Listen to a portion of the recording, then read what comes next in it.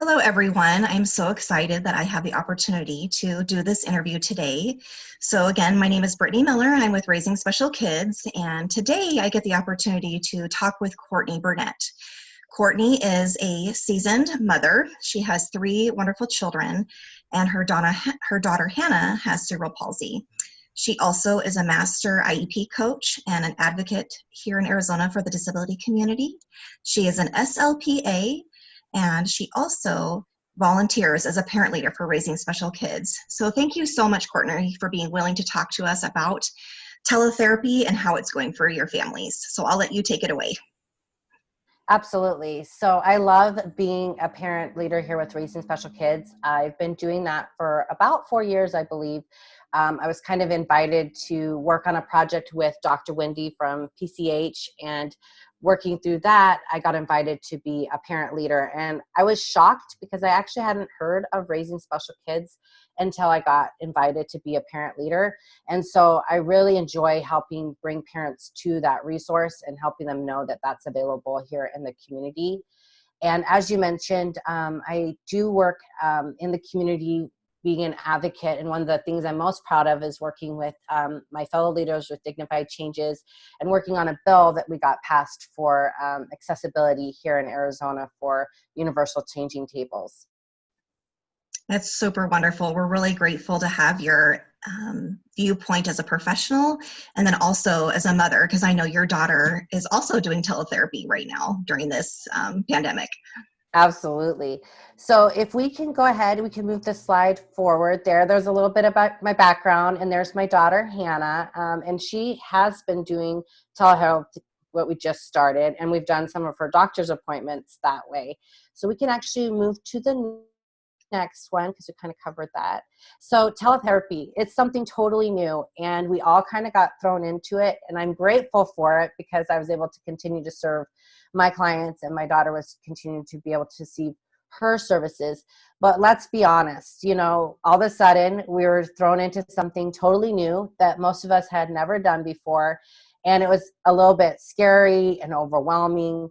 And I wanted to point out on this slide that my fellow SLPs and SLPAs put together some really awesome resources over that week where we realized that we were going to start to be shut down and schools were closing, and they really rallied. And so I just took total advantage of those boot camps and continuing education things that they offered to try to get a grasp on the different things that I could be offering and what might be coming for my daughter. So they went over platforms like Zoom and Google Meets.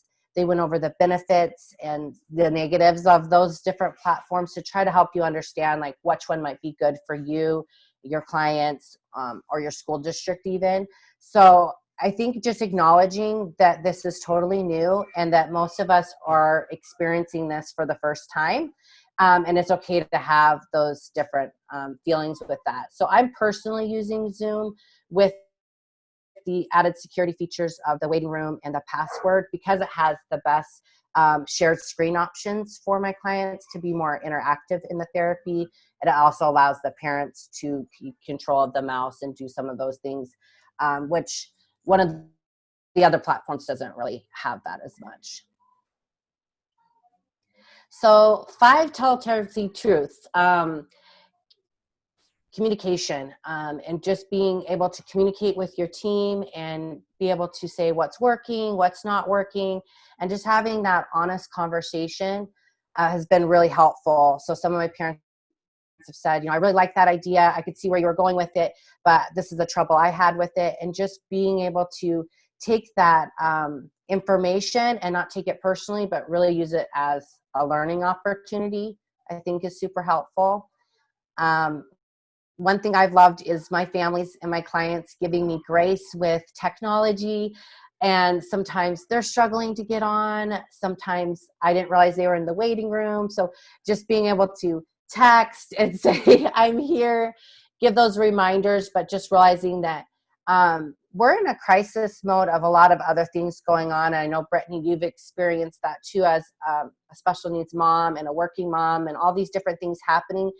We're in a situation where none of us have ever been before, where things are shut down. So we're trying to do all these different things. And so therapy might look a little different right now. And I just think it's really important to give each other grace with that and just keep doing our best.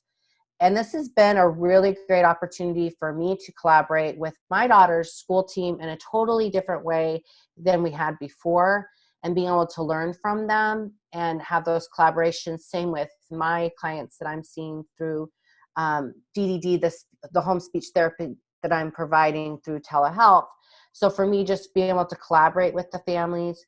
Some of them, I've made them resources like this. We'll go over how I made this, but I've laminated them, wipe them down, and then I drop them off at the porch, just if they don't have a printer, just trying to do the things to make it successful for them.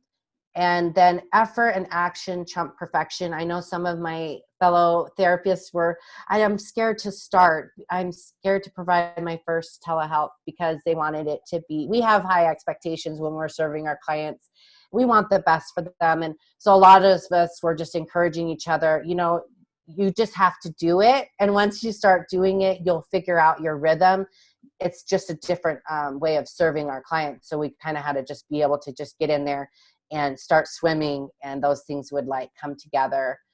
And then I kind of touched on it earlier, but just as an opportunity to learn and grow as a team and lean into some of the strengths of your IEP team, if that's how you're servicing it, or even your home health team where we have occupational therapists and PT and speech, and how can we collaborate to meet the needs of the family during this challenging time. So I think those things are, for me, just the 5 truths that have really helped me keep calm and keep moving forward and providing the best service I can during this time.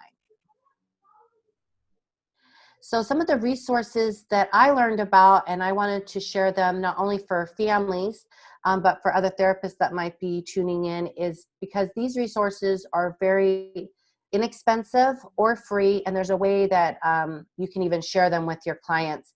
So the first one that we're going to talk about is Boom Cards. That's on the next one. Yeah. So there's a link there to Boom Learning, and this is one where you can set up an account as a parent. Some cards are free and some cards you have to purchase. But what I love is they're a great way to model different things, and they're interactive. So if you do have a platform where you can share annotation or share the mouse, the client can actually be clicking on the different things within the Boom cards. And how I've been utilizing them is I can actually create a classroom, and then I can put my therapy students, my therapy clients into my classroom, and then I can share the cards that I've purchased, and then they can actually do them. And what's really cool is if I set it up right, or if I set it up in a way to collect data, I can actually collect data on how my clients did using that particular thing on WH questions or prepositions or different things like that. This is one that I've shared with my families. And there is a feature that's called a fast link, so where you can just actually share the link, and that link's good for 2 weeks, and then they don't have to log in. They can just click on that fast link and play with it. So this is something that I found to be a lifesaver with telehealth. I've never heard about it prior to doing this the last couple of weeks. And it's really great for even AAC users where the parent can model on their device. So let's say this is a device, the parent could model and then do the mouse for them if they're not able to do the mouse feature.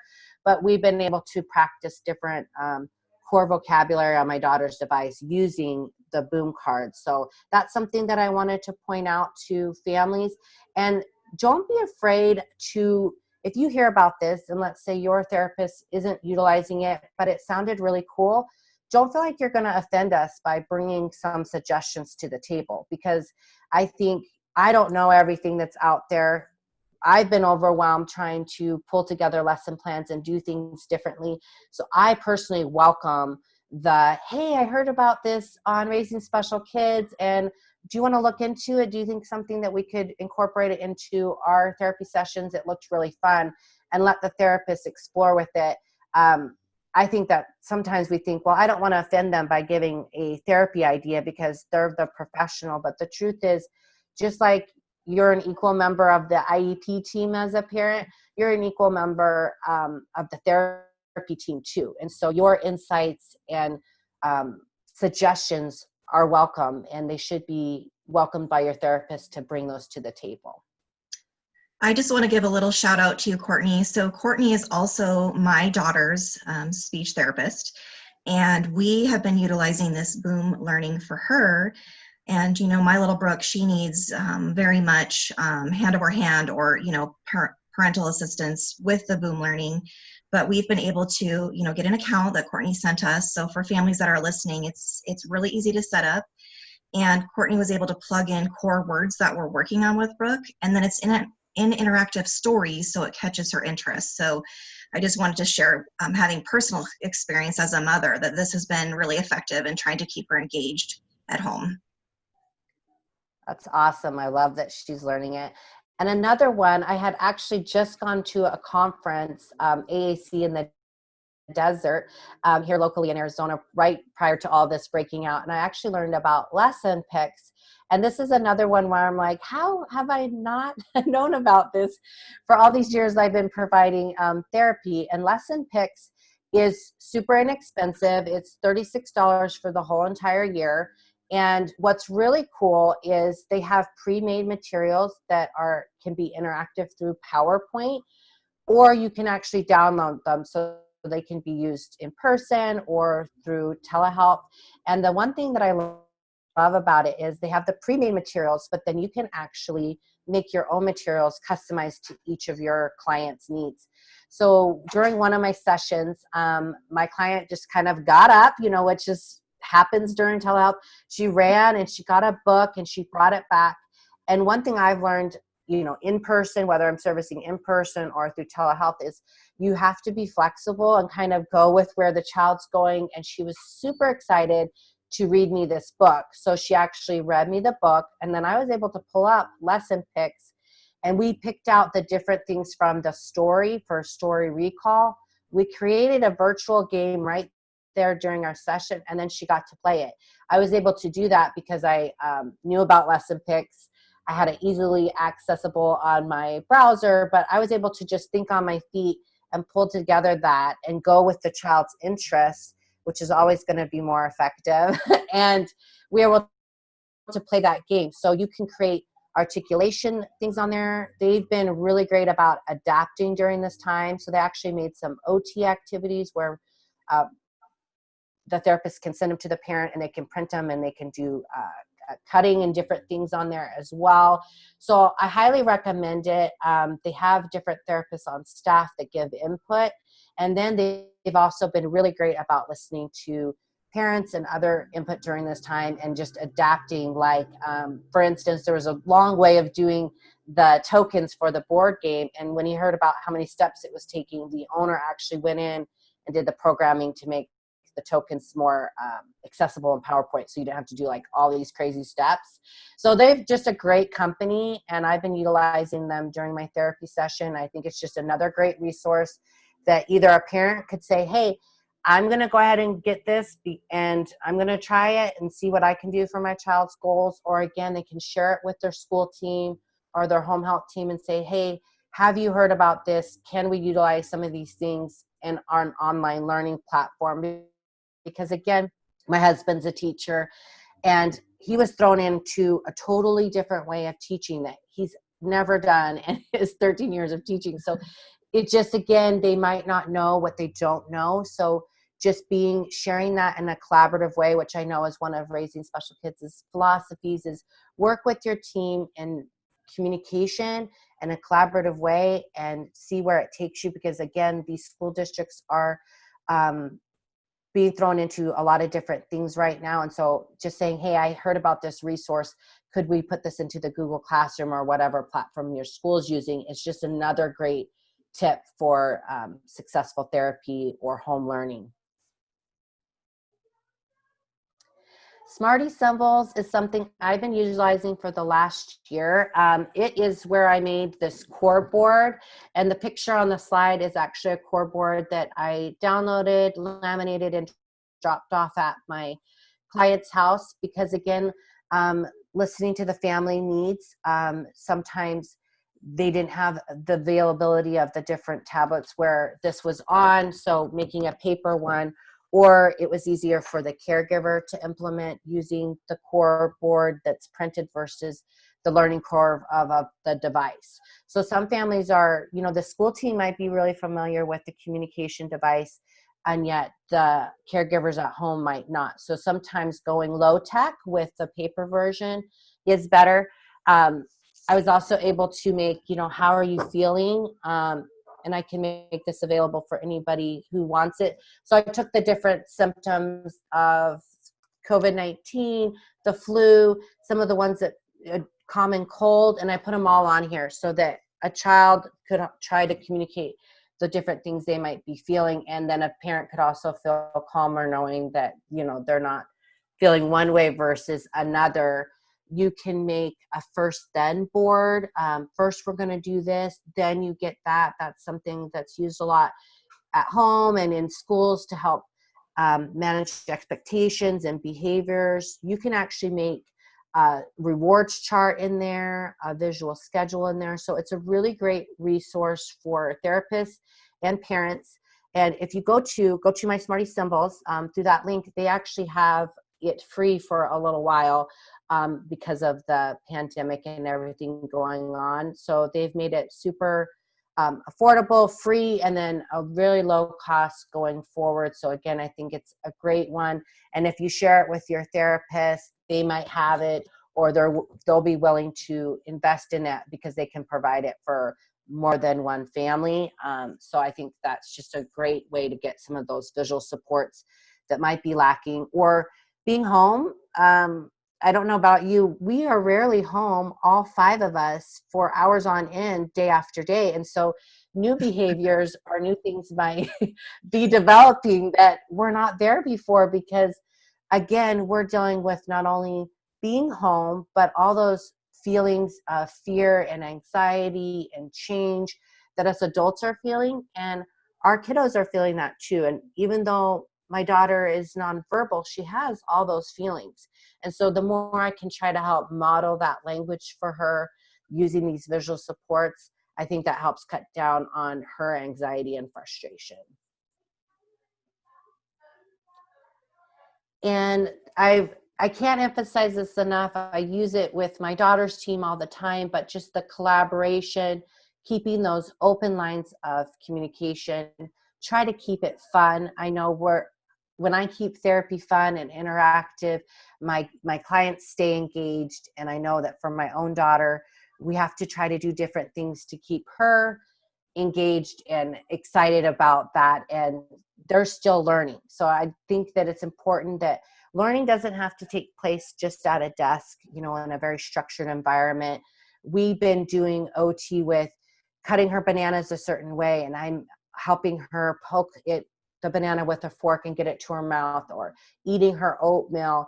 So one thing I've also been telling my families is fit in the different things you're trying to keep going for your kiddo, but don't do it in such a way that you're stressed out and thinking, I'm not doing enough. Because I think as parents and even as a therapist, I'm always thinking I'm not doing enough because we see the struggles happening with our families across the state during this time. And so I know that it can be very stressful. So keeping it fun and keeping it flexible. And then modeling is something that maybe might be a new term for some of our families. And that's just modeling like you model language right now when you're talking. But for some of our kiddos that are nonverbal or low verbal, that modeling is going to be taking place by actually modeling on their, you play, you want to play, and you touch play, and then you go and play. So modeling their different therapy that you're receiving and seeing through telehealth, and then trying to model that and fit it in where it makes sense for your family is a huge teaching tool. And you need to give yourself credit for that. Because sometimes I think, well, I only modeled it, so we didn't really do, we weren't cutting it enough, or we weren't talking enough. And then the mindset of that things don't have to be perfect to make a difference. Our kids are going to remember our effort and the kind of the mood that we set and how we went about it, and having that mindset that things don't have to be perfect right now, that they can be different and still be effective. And I think that is huge, because I know a fear of mine is always regression for my daughter, because we spend so much time getting those skills. And my biggest fear, and I know a lot of fear of the parents that I'm hearing, is behind all the words is, it's like, I'm fearful that my child's going to lose all the skills that they gained this last school year or the school year before. So just focusing on trying to maintain and not putting that pressure of making a huge leap right now, but it's okay to maintain during the crisis, I think is huge too. One of the added, benefits I would say about having teletherapy at home, as a parent, it's forcing us to even be more involved than we were before. I'm sure you may agree that, the clients of yours that use the AAC devices, the parents are now even more savvier at navigating them, because we're sitting there with our children during therapy. And so, on the plus side, it's giving parents a little more confidence on the goals and skills you're trying to teach their children. Absolutely. And some of that session might be spent with parent coaching on how to find it, and that's okay. So if it takes you a few minutes to figure out the button or how to program something, that's valuable, because then you're going to be able to carry that over into the rest of the week. And so not discounting that parent coaching or caregiver coaching. Look at it as also like consultative minutes in the school district. The therapist might come in and consult with different members of the IEP team so that they can continue to implement throughout the child's school week. That's kind of the concept with parent coaching or caregiver coaching during the therapy session, is we're giving you those tools to feel confident about implementing that throughout the week.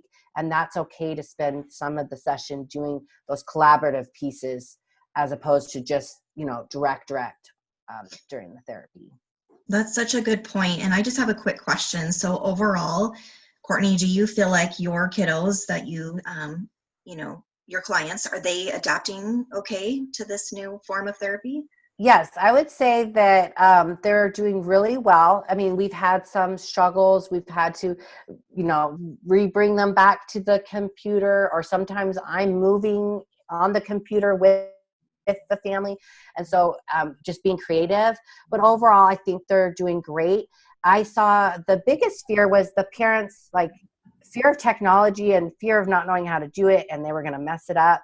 And just reassuring them that, log on and try. So for some of my clients, we did like a 5 to 10 minute, let's get on Zoom and let me show you how it works, and get it all that out, so that they felt like when it was time for their therapy session that they had a little bit more of an understanding has been helpful. And I know you hadn't said this question quite yet, but we had talked about it. I think that telehealth has a place ongoing for especially our outlining areas where it's really, really challenging to get in-person therapy. Some of our more rural areas, those kids go without services because it's hard to find a therapist that will drive that far.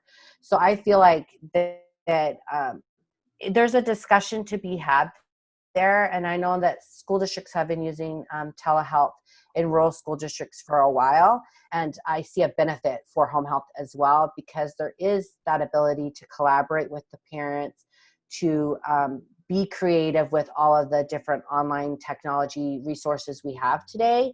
So I think it's a great way of, if it meets the child's needs, they should be able to have access to something that otherwise they would have zero therapy.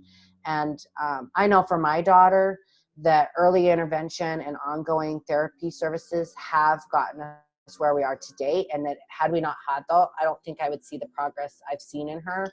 I attribute that to the team approach of both in-school and home health services. And so I put together through the AAC checklist this one, so the parents can go and get it. It's 6 strategies that I use with my clients of ideas you can do, and the wheel of success of just putting in those AAC, the alternative communication, into action in your home. So that's available for families. And then Language Lab actually opened up. Again, it's free, I believe, until the end of June. And what I love about their service is you can actually click on the different devices that your child might have. So like my daughter has Touch Chat or Nova Chat. You can actually click on it and they'll adapt the symbols to match your child's device. They have several options there. So you can actually get a digital download of different books and activities you can do right there on their website. And if you don't have a printer, you can actually just read through them. And one other one I forgot to put on this slide is Toby Dynavox, actually. And if anybody has a question, I'll be watching the comments when this plays and I'll try to put the link there. They have some great books that go over the core language that you can read online or download. And it's another great way to incorporate language into your home using these different resources. So that was kind of the slides that I had to go through. I just wanted to provide families with accessible links and ideas for both their therapist and things that they can take ownership and start doing in their home and share with their families. So I hope that was helpful. And if you have any questions, I'd love to answer them. Yes, it was definitely helpful. Thank you so much, Courtney, for allowing us to, discuss all things teletherapy together, and you providing your valuable experience as a mother and then also as a professional seeing kids. I know I'm excited about a lot of the resources you shared, and I'm happy that you shared these on your presentation so our Raising Special Kids families can go in and check them out. And when this does broadcast tomorrow, we will be providing some of those links. And again, we're so thankful for your service at Raising Special Kids and you volunteering as a parent leader. And thank you so much for willing to take time out of your busy day to talk with me about telehealth.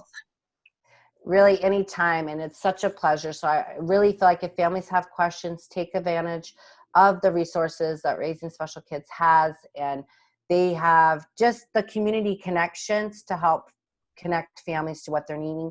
And if the families haven't done that parent-to-parent, I feel like, I hope I'm saying the name right. I think it's parent-to-parent contact.